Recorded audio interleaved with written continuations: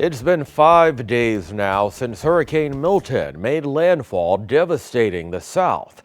But businesses in our area want to help those who are still recovering from Hurricane Helene, which hit just 2 weeks earlier.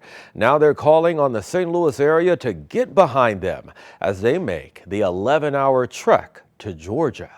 Inside these O'Fallon, Missouri buildings, you'll see coaches building young people to excel in basketball and boxing. Now, Resilient Boxing and 3D Vision Basketball are joining forces for a different mission. St. Louis, we need your help. They're loading up this semi donated by Porter Transit in O'Fallon to send supplies to the storm-ravaged town of Augusta, Georgia. Disinfectant wipes, we've got diapers here.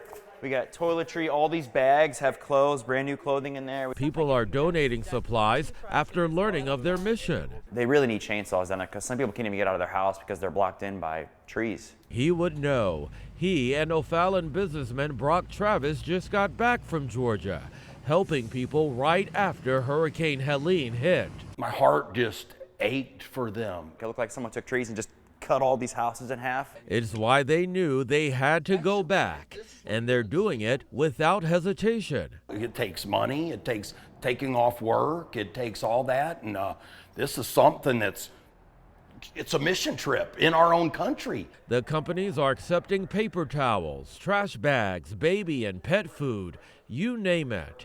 The goal is to fill this truck so there isn't room left. I think our country needs more love, and if it takes a hurricane to bring people together, then so be it.